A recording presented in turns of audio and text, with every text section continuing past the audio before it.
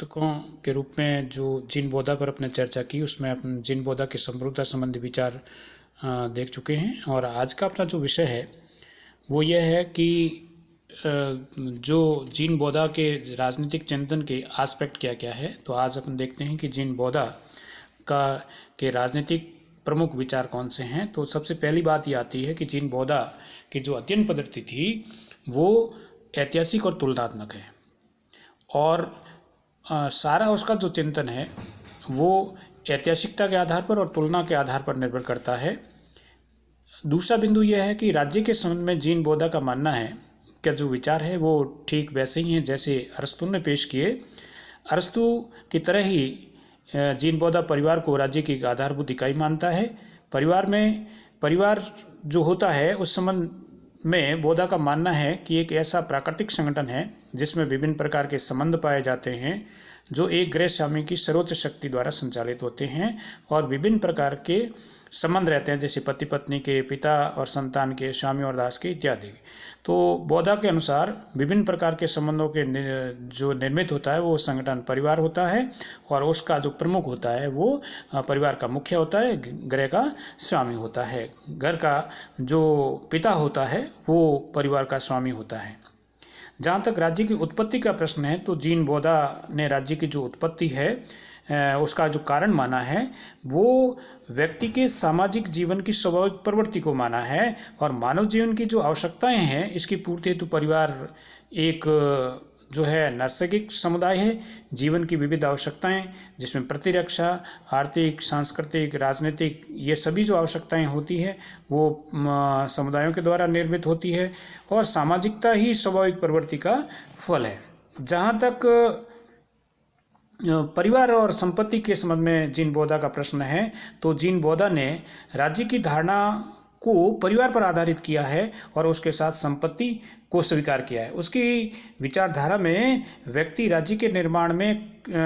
राज्य के निर्माण में कोई योगदान नहीं है। समस्त सामुदायिक जीवन की इकाई परिवार है जो स्वयं एक प्रारंभिक समुदाय है। परिवार की अपनी संपत्ति है। पारिवारिक संपत्ति का अधिकार पितृसत्तात्मक परिवार के अउल्लंघनीय अधिकार है। बोधा के विचार में संपत्ति पर परिवार का अधिकार है और संप्रभुता पर शासक और प्रशासकों का। परिवार का क्षेत्र व्यक्तिक है, राज्य का सार्वजनिक या सामूहिक है। राज्य ने संप्रभु को परिवार में संपत्ति संबंधी विचार का अतिक्रमण करने का अधिकार नहीं है। बोधा इस अधिकार को प्राकृतिक कानून पर आधारित अधिकार मानता है। जहाँ जीन बोधा का यह भी मानना है कि राज्य और समाज में किसी प्रकार का भेद नहीं है। प्लेटो और अरस्तु इन दोनों धारणाओं को एक ही अर्थ में लेते थे। उनके पश्चात मध्य युग में सार्वभौमिकतावाद की अवधारणा भी यही मानती रही। बोधा के विचारों में राज्य की उत्पत्ति का आधार शक्ति है। समाज का निर्माण करने वाले अन्य छोटे समूह, परिवार, गांव, नगर, श्रेणी आदि भी उत्पत्ति मानव को कुछ नैसर्गिक आवश्यकताओं और इच्छाओं की पूर्ति के लिए होती है।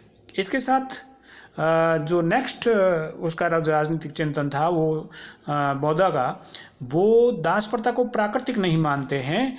बोधा दास प्रथा को न तो प्राकृतिक मानता है न व्यवहारिक दृष्टि से भी आवश्यक मानता है। इसके बारे में जहाँ तक पारिवारिक दास प्रथा का संबंध है, बोधा पूर्णतः आधुनिक विचारों से सहमत है।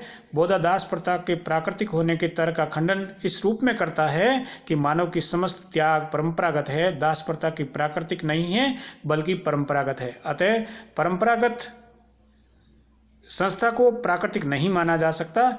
यदि यह कहा जाए कि दास प्रथा को अकर्मण्य, विवेकहीन तथा अकुशल लोगों को सुधारने की दृष्टि से औचित्य रखती है तो उसके स्थान पर दस्तकारी के विद्यालय खोलकर ऐसे व्यक्तियों को कुशल बनाया जा सकता है, न उन्हें घरेलू दास मानकर। जहाँ नागरिकता का प्रश्न है, नागरिकता के संबंध में बोधा का विचार न अपने पूर्ववर्ती विचारकों से मिलते हैं न आधुनिक धारणाओं से। अरस्तु की धारणा में नागरिक वह व्यक्ति है जो राज्य के न्यायिक और विधायनी कार्यों में भाग लेता है, अर्थात जो राज्य की संप्रभु शक्ति का प्रयोग में भाग लेता है। परंतु बोधा के अनुसार नागरिक वह व्यक्ति है जो स्वतंत्र है तथा दूसरे संप्रभु शक्ति के अधीन है। दास स्वतंत्र नहीं है अतः नागरिक नहीं है, परंतु परिवार के अन्य व्यक्ति, पिता सहित, जो कि परिवार का मुखिया है, नागरिकों की श्रेणी में आते हैं। राज्य की इकाई परिवार है न कि व्यक्ति, अतः परिवार का मुखिया ही राज्य का नागरिक हो सकता है।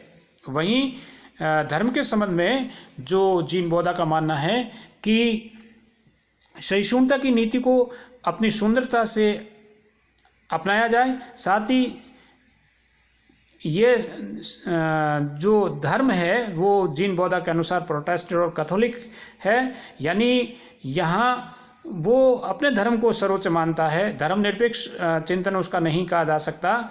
और सेबाइन का मत है कि बौद्धा की विचारधारा अंधविश्वास, तर्कवाद, रहस्यवाद, उपयोगितावाद और प्राचीनतावाद का सम्मिश्रण रूप है। वहीं संप्रभुता का विचार जो है वो केंद्रीय भाव है, प्रमुख राजनीतिक विचार है जीन बौद्धा का, जिसमें जीन बौद्धा मानते हैं कि जो संप्रभुता है वह नागरिकों और प्रजाजनों के ऊपर सर्वोच्च सत्ता है, उस पर कानूनी बंधन नहीं है, संप्रभुता का विभाजन नहीं किया जा सकता, वह सर्वोच्च है, अविभाज्य है और उसको बांटा नहीं जा सकता, उस पर नियंत्रण नहीं लगाया जा सकता, वह सर्वोच्च है। इस प्रकार जीन बौद्धा ने संप्रभुता की जो चिंतन है वो प्रमुख राजनीतिक विचारकों में से आता है, प्रमुख विचारधाराओं में से आता है, प्रमुख तथ्यों में से आता है। एक विशिष्ट विशेषता जो जीन बौद्धा के चिंतन की है, इसमें जीन बौद्धा जो है, जो विभिन्न जो शासन प्रणाली होती है उसमें वंशानुगत राजतंत्र को सर्वश्रेष्ठ मानता है, और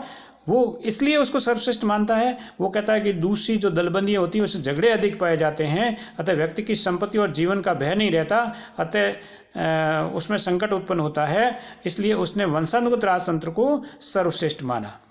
वहीं जीन बौद्धा ने क्रांति संबंधी विचारों के संबंध में कहा, वो क्रांति क्या होती है इस संबंध में वो अरस्तु से प्रभावित है। अरस्तु क्रांतियों के असाधारण मानता था, किंतु बौद्धा ने उसे साधारण मानता है, क्योंकि राज्यों में परिवर्तन होना एक अनिवार्य है, कभी धीरे धीरे तो कभी बहुत तेज़ी से परिवर्तन होता है। ये क्रांति का अर्थ संप्रभुता का स्थान परिवर्तन मानता है।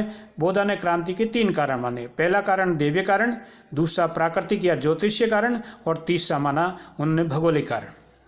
और नेक्स्ट राजनीतिक विचारकों के रूप में अगर देखें, प्रमुख विचार के रूप में बौद्धा के विचार को देखा जाए तो ये पहला विचारक है जिसने ये प्रतिपादित किया कि राज व्यवस्था पर उच्च संबंधित क्षेत्र की जो इकोलॉजी होती है उसका प्रभाव स्पष्ट रूप से जो है वहाँ की व्यवस्था पर पड़ता है। ये उसकी मौलिक देन है। इससे पूर्व किसी भी राजनीतिक विचारक ने ये बात नहीं कही कि भौगोलिक परिस्थितियों का प्रभाव है वो राजनीतिक व्यवस्था पर पड़ता है। इसलिए जो उनके प्रमुख राजनीतिक विचार है वो अन्य विचारों से भिन्न स्थान रखते हैं।